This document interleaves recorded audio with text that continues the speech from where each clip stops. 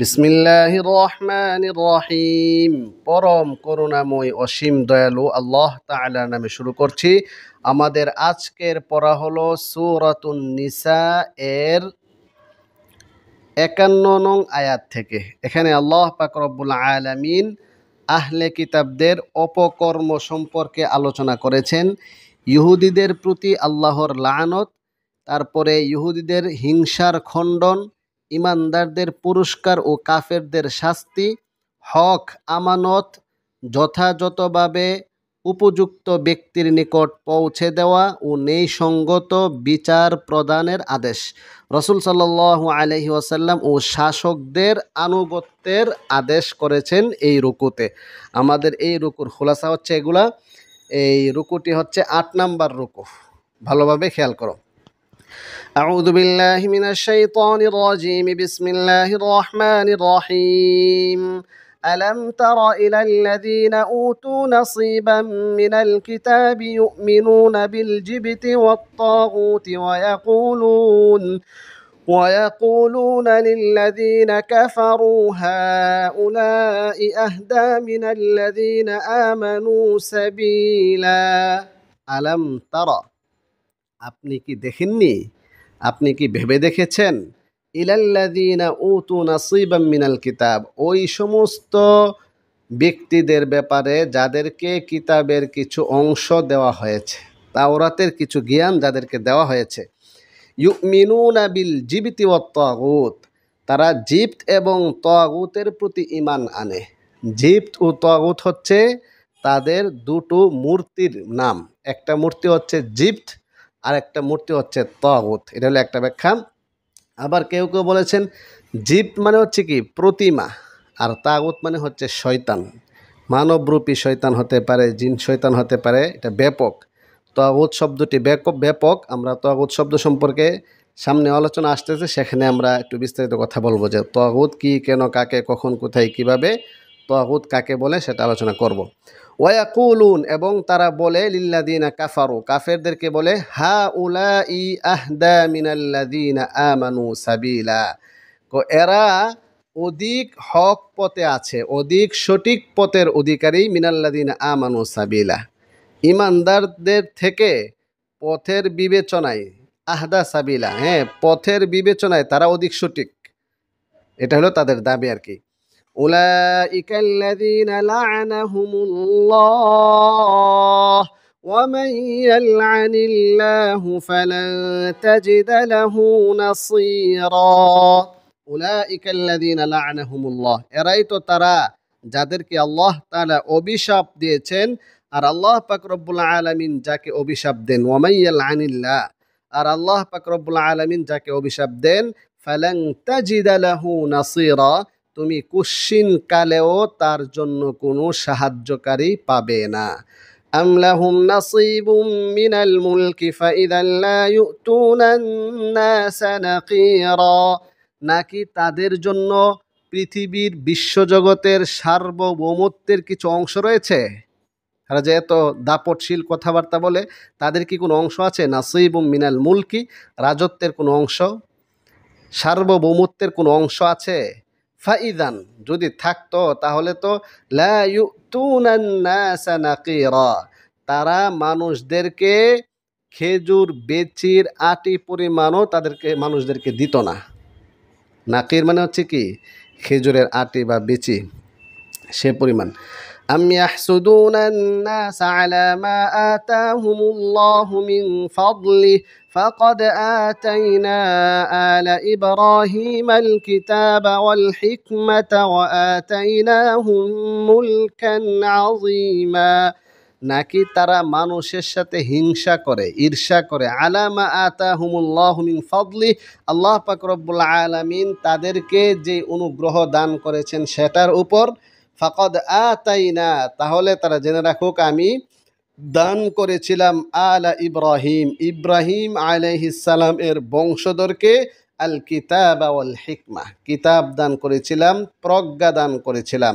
ওয়া আতাইনাহুম মুলকান আযীমা, এবং তাদেরকে আমি দান করেছিলাম মহান রাজত্ব, সার্বভৌমত্ব, সেটা আমি দান করেছিলাম। فمنهم من آمن به ومنهم من صد عنه وكفى بجهنم سعيرا। অতঃপর তাদের মধ্য থেকে কতক ঈমান আনে, আবার তাদের মধ্য থেকে কতক বিরত থাকে, ঈমান আনেনি, সদ্দা। ওয়াকাফা বিজাহান্নামা সাঈরা, জাহান্নাম অগ্নিশিখা, জ্বলন্ত আগুন হিসাবে জাহান্নামই যথেষ্ট।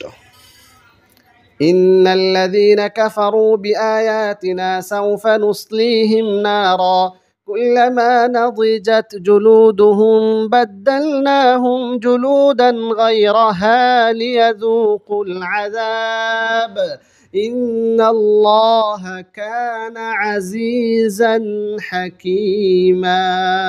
নিশ্চয়ই যারা কাফের, যারা আমার আয়াতকে অস্বীকার করে, সাউফা নুসলিহিম নারা, আমি তাদেরকে অচিরেই জাহান্নামের আগুনে প্রবেশ করাবো। কুল্লামা নাদিজাত জুলুদহুম, সেখানে শাস্তির ধরনটা কি হবে? কুল্লামা নাদিজাত জুলুদহুম, যখনই তাদের চামড়াগুলো জ্বলে ছাই ছাই হয়ে যাবে, আগুনে পুড়ে যাবে, বাদদালনাহুম জুলুদান গায়রাহা, সেই চামড়া ব্যতীত নতুন চামড়া দিয়ে তাদেরকে আমি আবার পরিবর্তন করে দেব।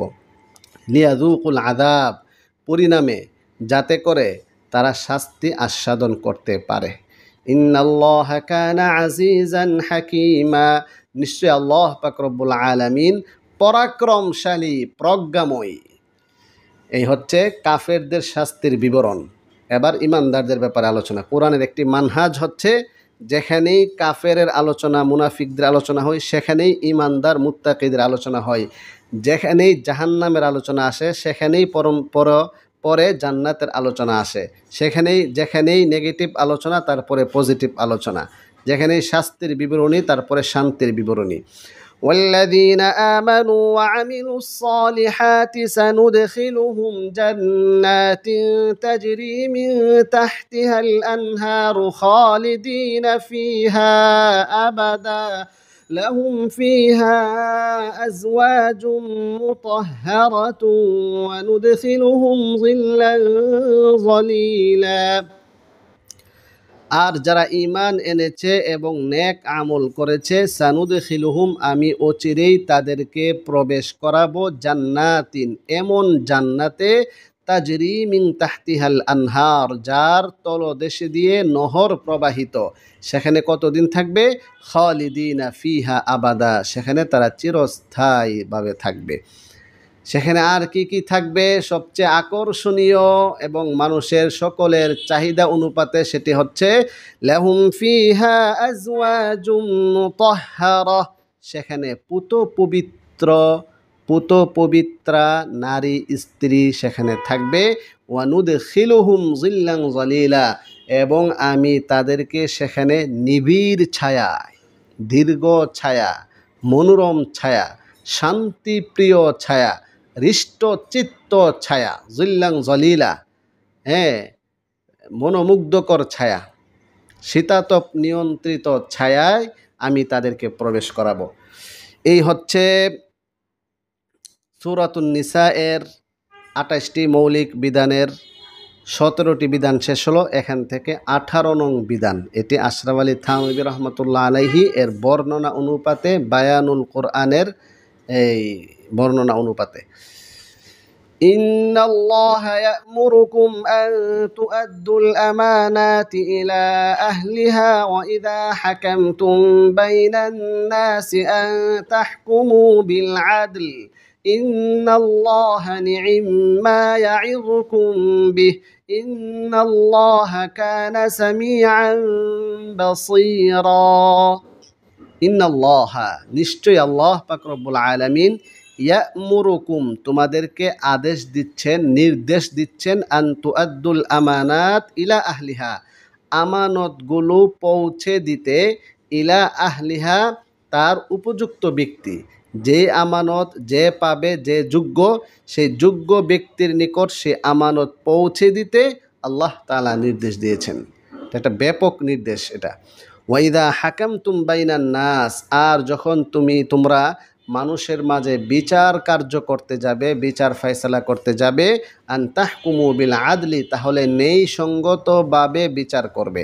ইন্নাল্লাহা নি'ম্মা ইয়াইযুকুম বি, নিশ্চয় আল্লাহ পাক রব্বুল আলামিন তোমাদেরকে উপদেশ দিচ্ছেন, তোমাদেরকে যেই বিষয়ে উপদেশ দিচ্ছেন সেটা কতই না উৎকৃষ্ট, কতই না দামি, কতই না মূল্যবান। ইন্নাল্লাহা কানা সামিআন বাসীরা, নিশ্চয় আল্লাহ পাক রব্বুল আলামিন সর্বশ্রোতা সর্বদ্রষ্টা, সবকিছু শুনেন, সবকিছু দেখেন। يا أيها الذين آمنوا أطيعوا الله وأطيعوا الرسول وأولي الأمر منكم فإن تنازعتم في شيء فردوه إلى الله والرسول إن كنتم تؤمنون بالله واليوم الآخر ذلك خير وأحسن تأويلا। ইয়া আইয়ুহাল্লাযীনা আমানু, হে মুমিনগণ, হে ঈমানদারগণ, আতিউল্লাহ, তোমরা আল্লাহ তাআলার আনুগত্য করো, ওয়া আতিউর রাসূল, এবং তোমরা রাসূলের আনুগত্য করো, ওয়া উলিল আমরি মিনকুম, এবং তোমাদের মধ্য থেকে যারা উলুল আমর তাদের আনুগত্য করো, দায়িত্বশীলদের আনুগত্য করো। উলুল আমর মানে কর্তৃত্বকারী, দায়িত্বশীল, ক্ষমতাবান, দায়িত্বশীল, ক্ষমতাবান, কর্তৃত্বকারী, হ্যাঁ, তাদের অনুসরণ তোমরা করো। এখানে একটা জিনিস খেয়াল করেন যে আতিউল্লাহ, এখানেও আল্লাহ তাআলা শব্দের আগে আতিউ শব্দ মুস্তাকিলভাবে ব্যবহার হয়েছে।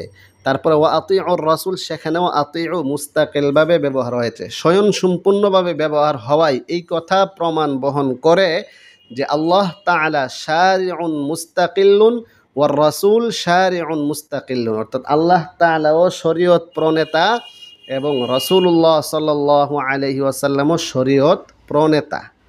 কিন্তু উলুল আমরের আগে আতিউ শব্দ নাই। তাহলে বোঝা গেল উলুল আমর তোমাদেরকে যে নেতৃত্ব দিবে, কর্তৃত্ব খাটাবে, সেটা কোরআন সুন্নাহর ভিত্তিতে হইতে হবে। কোরআন সুন্নাহর খেলাফ হইলে সেটা হবে না। এই কথাটা এটা স্পষ্ট, ইশারাতুন নস। ফাইন তানাজাতুম, অতঃপর যদি তোমরা ফি শাইইন, কোনো বিষয়ে তোমাদের মতভেদ হয়, বাকবিতণ্ডা হয়, তাহলে কি করবে? ফারুদ্দুহু ইলাল্লাহি ওয়ার রাসূল, তাহলে আল্লাহ এবং তার রাসূলের দিকে ফিরে যাও, কোরআন সুন্নাহ অনুপাতে দেখো। ইন কুনতুম তুমিনুনা বিল্লাহি ওয়াল ইয়াউমিল আখির, যদি তোমরা আল্লাহ এবং পরকালের প্রতি বিশ্বাস স্থাপন করো, যালিকা খায়রুন, সেটাই উত্তম হবে, ওয়া আহসানু তাউইলা, সেটা ব্যাখ্যার দিক থেকে, পরিণামের দিক থেকে সেটা শ্রেয়, শ্রেষ্ঠ, উত্তম।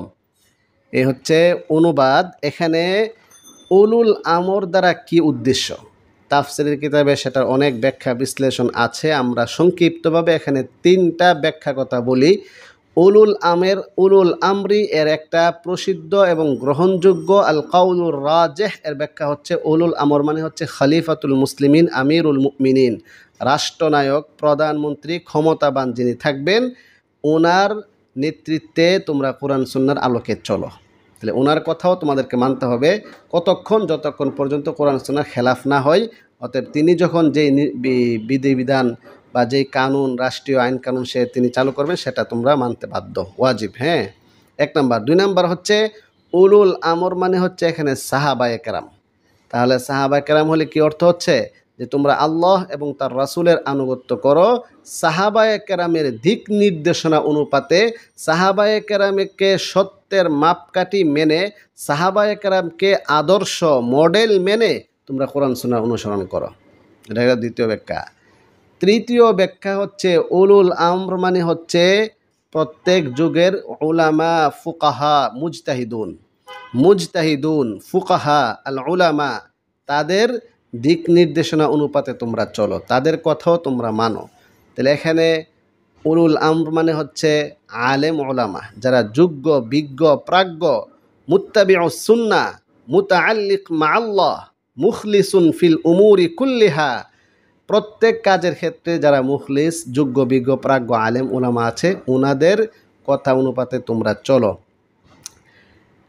ফাকিহ কাকে বলে? এটা অনেক লম্বা কথা, আমরা সংক্ষেপে বলছি। ফাকিহ হচ্ছে আজ-জাহিদ ফিদ দুনিয়া, আর রাগিব ফিল আখিরা, ওয়াল বাসির বি আমরি দীনি, ওয়াল মুদাওয়িম আলা ইবাদাতি রাব্বি।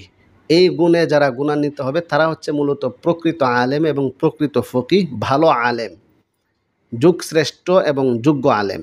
কয়টা বৈশিষ্ট্য বলা হলো? এক, আজ-জাহেদ ফিদ দুনিয়া, দুনিয়া বিমুখী হবে। তারা দুনিয়ার প্রতি এত লোভ লালসা, এত চাহিদা, এত আকর্ষণ তাদের থাকবে না। তারা দুনিয়া বিমুখী হবে, শুধু মৌলিক চাহিদা প্রয়োজন করবে।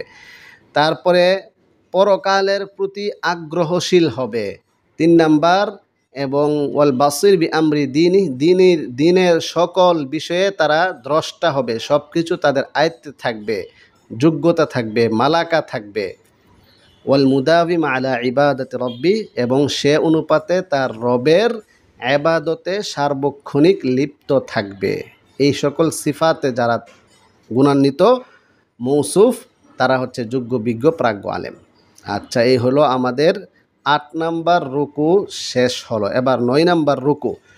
9 নাম্বার রুকুতে আল্লাহ পাক রব্বুল আলামিন যে আলোচনাগুলো করেছেন, মৌলিক 4টি আলোচনা। সেখানে 1, মুনাফিকদের কতিপয় অন্যায় কর্মের বিবরণ। 2, ইমানদারদের পুরস্কার ও কাফেরদের শাস্তি। 3, মুনাফিকদের প্রতি ক্ষমার আশ্বাস। 4, আল্লাহ ও রাসূলের আনুগত্যের পুরস্কার। এই হচ্ছে মোটামুটি আলোচনাগুলো, খেয়াল করো। ألم تر إلى الذين يزعمون أنهم آمنوا بما أنزل إليك وما أنزل من قبلك يريدون أن يتحاكموا إلى الطاغوت وقد أمروا أن يكفروا به ويريد الشيطان أن يضلهم ضلالا بعيدا আলাম তারা, আপনি কি ভেবে দেখেছেন, চিন্তা করে দেখেছেন ওই সমস্ত কথিত মানুষ, কথিত মুসলিমদের প্রতি? ওই সমস্ত কথিত মুসলিম যারা ধারণা করে তারা ইমানদার, ইয়াজউমুনা আন্নাহুম আমানু, তারা ধারণা করে যে তারা ঈমান এনেছে, বিমা উনজিলা ইলাইকা, আপনার উপর যা নাজিল করা হয়েছে, ওমা উনজিলা মিন ক্বাবলিকা, আপনার পূর্ববর্তী উম্মতের উপর যা নাজিল করা হয়েছে তার প্রতি তারা ঈমান এনেছে, এই কথার ধারণা করে। ইউরিদুনা, অথচ তারা, এটা হাল হয়েছে, অথচ তারা আইয়াতাহাকামু ইলা তাগুত, তাগুতের কাছে বিচার ফায়সালার জন্য যায়। আশ্চর্য কথা, চিন্তা করে দেখছেন বিষয়টা? কত বড় জঘন্যতম কথা, নিকৃষ্টতম কথা। তারা নিজেদেরকে মুমিন মুসলিম বলে দাবি করে, কিন্তু তারা মানব রচিত বিচার ফায়সালার জন্য মানুষের কাছে যায়, তাগুতের কাছে যায়। যারা আল হাকিম আল মুবাদ্দিল লিশারইল্লাহ ফাহুয়া তাগুত, সেই তাগুতের কাছে বিচার ফায়সালার জন্য যায়। ওয়াকাদ উমিরু আন ইয়াকফুরু বি, অথচ তারা আদিষ্ট হয়েছে সেটাকে অস্বীকার করা। তাগুতকে অস্বীকার করতে তারা আদিষ্ট, আবার মুসলিম দাবি করে তারা তাগুতের কাছে বিচার ফায়সালার জন্য যাচ্ছে। কত বড় আশ্চর্যতম কথা! ওয়ায়ুরিদু শাইতানু আন ইউদিল্লাহুম দালালান বাঈদা, আর শয়তান চায় আন ইউদিল্লাহুম, তাদেরকে ভ্রষ্ট করতে, দালালান বাঈদা, চূড়ান্ত পর্যায়ের পথভ্রষ্ট করতে তাদেরকে চায়। তাহলে এখানে কোরআনে বর্ণিত তাগুত শব্দটি প্রায় 8 জায়গায় বা 10 জায়গায় ব্যবহৃত হয়েছে। তো এখানে তাগুত মানে কি? তাগুত শব্দটি তুগিয়ান থেকে আসছে। তুগিয়ান মানে হচ্ছে সীমা লঙ্ঘন, আর তাগুত এটা মুবালাগার সিগা হওয়ায় যার অর্থ হবে কাসিরুত তুগিয়ান, যে চূড়ান্ত পর্যায়ের সীমা লঙ্ঘনকারী, বা সীমা লঙ্ঘনকারী এমন যে সে বেশি সীমা লঙ্ঘনকারী আর কি, অধিক সীমা লঙ্ঘনকারী। এই হচ্ছে তাগুতের আবিধানিক অর্থ। তাগুতের পরিভাষায় তাগুত কাকে বলে অনেকে অনেকভাবে ডেফিনেশন দিয়েছেন।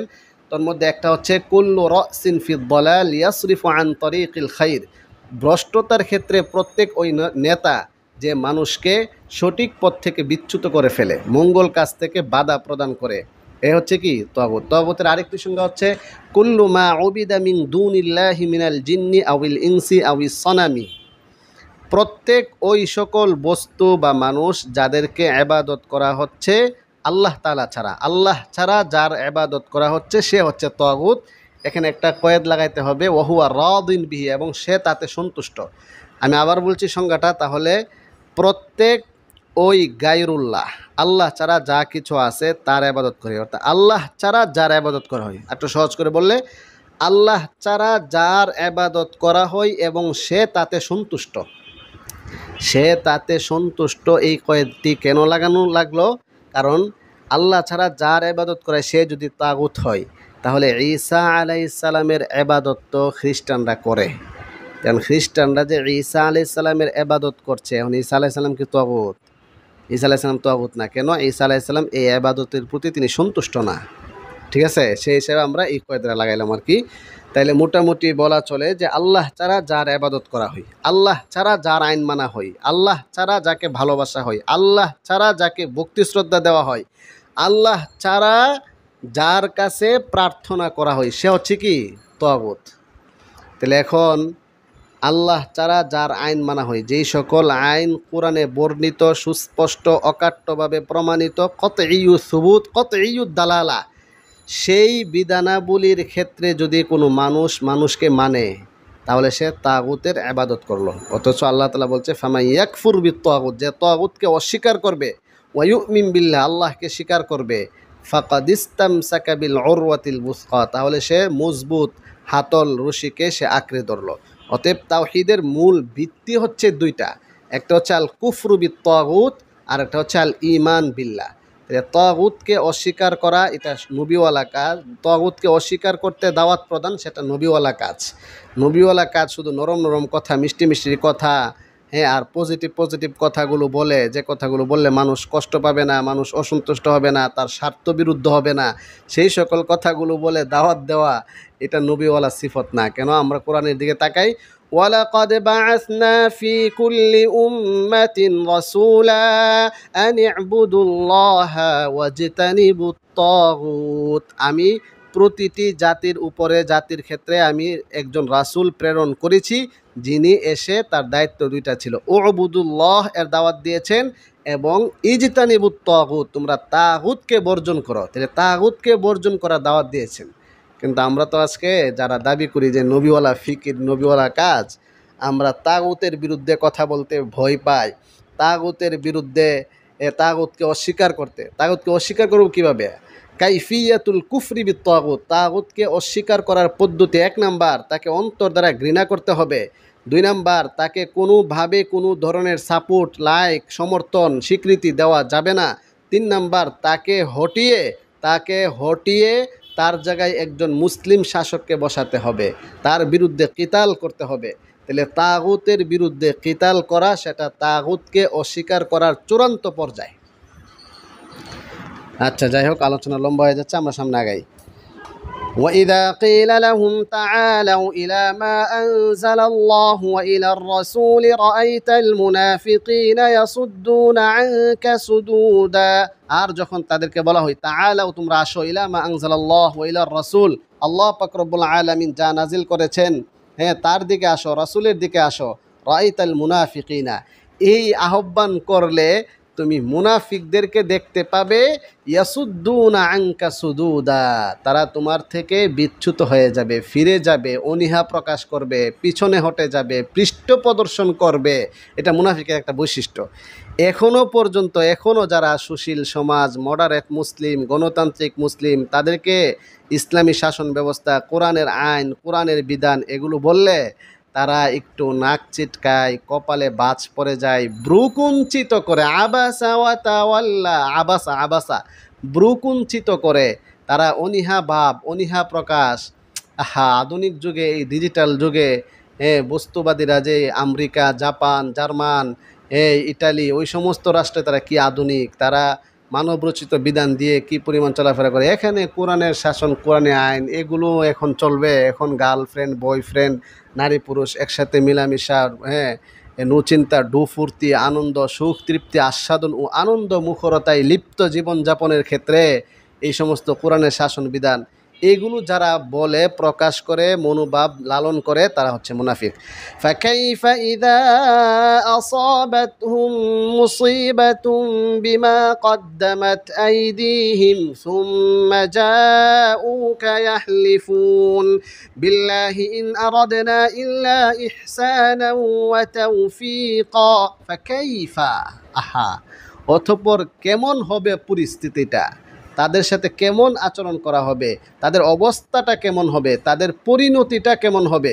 ইদা আসাবাতহুম মুসিবা, যখন তাদেরকে কোনো মুসিবত আক্রান্ত করবে, বিমা কদ্দামাত আইদিহিম, তাদের হাত যা পেশ করেছে, অর্থাৎ তাদের কৃতকর্মের কারণে, তাদের কর্মের কারণে যখন মুসিবত আসবে, সুম্মা যা উকা ইয়াহলিফুন, অতঃপর তারা আপনার নিকট দৌড়ে আসবে, ইয়াহলিফুন, তারা এসে শপথ করবে, আল্লাহর কসম হুজুর, আমরা যে এদের কাছে গিয়েছিলাম এটা আসলে মন থেকে যায় নাই, তেমনি জাস্ট আলোচনা পর্যালোচনা, একজন সর্দার হিসাবে তার কাছে গিয়েছিলাম একটু মীমাংসা করা যায় কিনা, বাস্তবে তারা আমাদেরকে ফাইসালা দিবে, এই জন্য আমরা যাই নাই। বিল্লাহি, কসম আল্লাহ তাআলার, ইন আরাদনা ইল্লা ইহসানা ওয়া তাওফিকা, আমরা তো চাচ্ছি একটা এই মীমাংসা, ইহসান, তাওফিক, একটা সমাধান আমরা চাচ্ছি। উলাইকাল্লাযীনা ইয়া'লামুল্লাহু মা ফি কুলুবিহিম, এরা তো তারা যাদের অন্তরের ব্যাপারে আল্লাহ পাক রব্বুল আলামিন ভালো করে জানেন। ফাআরিদ আনহুম, অতএব আপনি তাদেরকে উপেক্ষা করুন, তাদের থেকে বিরত থাকুন। ওয়াইজহুম, তাদেরকে বুঝান, উপদেশ দেন। ওয়াকুল লাহুম, এবং তাদেরকে আপনি বলেন, ফি আনফুসিহিম, তাদের মনের বিষয়টি আপনি তাদের ব্যাপারে আপনি বলেন, কওলাম বালিগা, হৃদয়গ্রাহী কথা তাদেরকে বলেন, হক কথা তাদেরকে বলেন, বাস্তবতার সাথে সামঞ্জস্যপূর্ণ জায়গা মতো কথাগুলো বলেন, মুক্তাদায়ে হাল, ক্ষেত্র বিশেষ, স্থান কাল পাত্র ক্ষেত্র বুঝে আপনি তাদের সাথে কথা বলেন। কওলাম বালিগা, হৃদয়গ্রাহী কথা।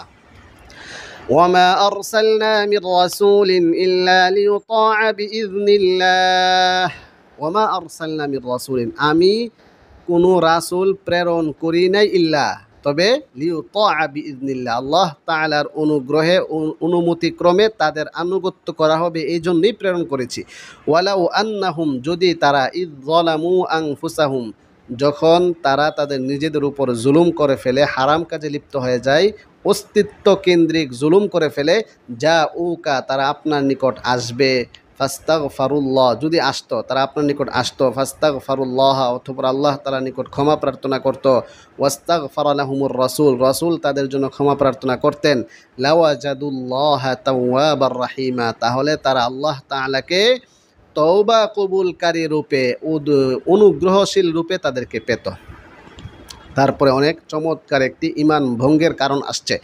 ফালা ওয়া রাব্বিকা লা ইউমিনুনা হাত্তা ইউহাক্কিমুকা ফীমা শাজারা বাইনাহুম সুম্মা লা ইয়াজিদু ফী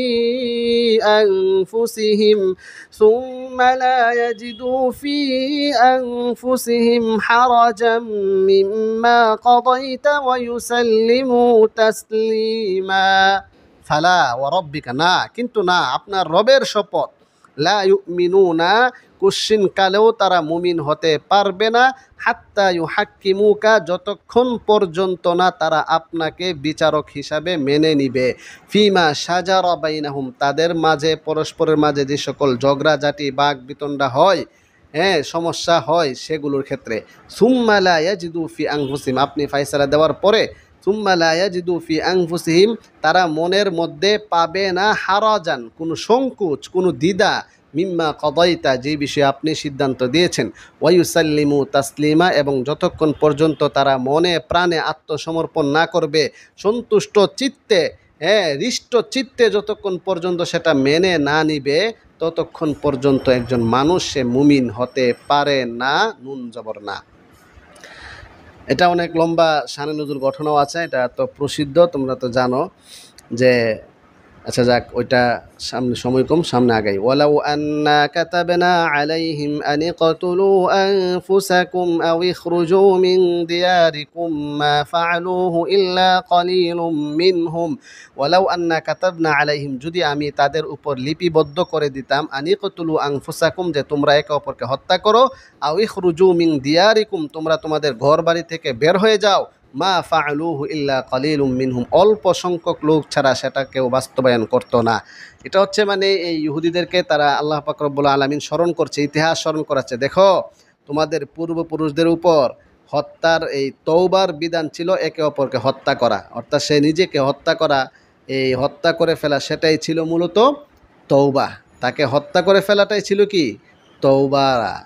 আর এখন তোমাদেরকে এত কঠিন বিধান দেওয়া হচ্ছে না, হালকা বিধান দেওয়া হচ্ছে, রাসূলের সুন্নত অনুপাতে আনুগত্য করে চলবে, সেটা তোমরা মানতে পারতেছো না। ওয়ালাউ আন্নাহুম ফাআলু মা ইউআযুনা বিহি লাকানা খায়রান লাহুম ওয়া আশাদ্দা তাসবীতা যদি তারা তা করত, অর্থাৎ ওই সকল বিষয়গুলো পালন করত যে বিষয়গুলো তাদেরকে উপদেশ দেওয়া হচ্ছে, লাকানা খায়রাল লাহুম, সেটা তাদের জন্য অধিক মঙ্গল হইতো, ওয়া আশাদ্দা তাসবিতা, এবং এই স্থির হওয়ার ক্ষেত্রে অধিক কঠোর ছিল। ওয়াইদান লাআতাইনাহুম মিন লাদুন্না আজরান আযীমা, আর তখন আমি তাদেরকে আমার পক্ষ থেকে মহা পুরস্কার দান করতাম। ওয়ালা হাদাইনাহুম সিরাতাম মুস্তাকিমা, এবং আমি তাদেরকে সঠিক পথ, সরল পথ, সহজ পথে তাদেরকে পরিচালিত করতাম।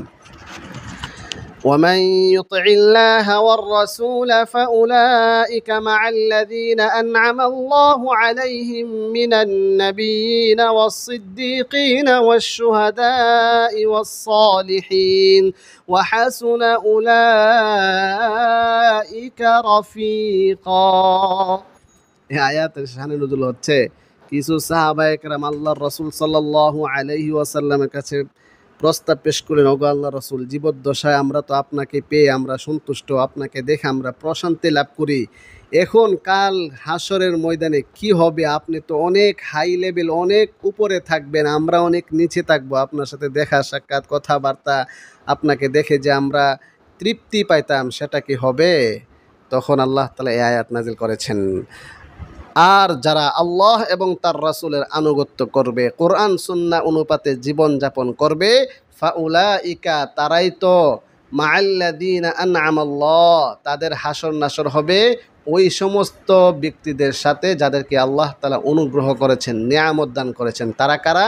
মিনে তাবিন, অর্থাৎ মিনান নাবিয়্যিন, অর্থাৎ নবীগণ, ওয়াসিদ্দিকিন, ওয়াসশুহাদা, ওয়াসসালিহিন, সত্যবাদীগণ, এবং আল্লাহ তাআলার রাস্তায় হাকিকি শহীদ হয়েছে যারা, তাদের সাথে, ওয়াসসালিহিন, এবং নেককারদের সাথে, সৎ ও সুসভ্য ব্যক্তিদের সাথে হাসর নাসর হবে। ওয়া হাসুনা উলাইকা রাফিকা, সাথী হিসাবে কতই না উত্তম হবে সেটা। আল্লাহু আকবার। যালিকাল ফাদলু মিনাল্লাহ ওয়া কাফা বিল্লাহি আলিমা। যালিকাল ফাদলু মিনাল্লাহ, যালিকাল ফাদলু মিনাল্লাহ ওয়া কাফা বিল্লাহি আলিমা, সেটা আল্লাহ তাআলার পক্ষ থেকে বিশেষ অনুগ্রহ ছাড়া আর কিছু নয়। ওয়া কাফা বিল্লাহি আলিমা, আল্লাহ তাআলাই সম্যক অবগত হিসাবে যথেষ্ট। আল্লাহ পাক রব্বুল আলামিন আমাদের যে আজকে যে দুটো রুকু আলোচনা করা হইল, সে আলোচনাগুলোর উপর যথাযথভাবে আমল করার তৌফিক দান করুন ইনশাআল্লাহ। আগামী পর্বে 10 নম্বর রুকু আলোচিত হবে।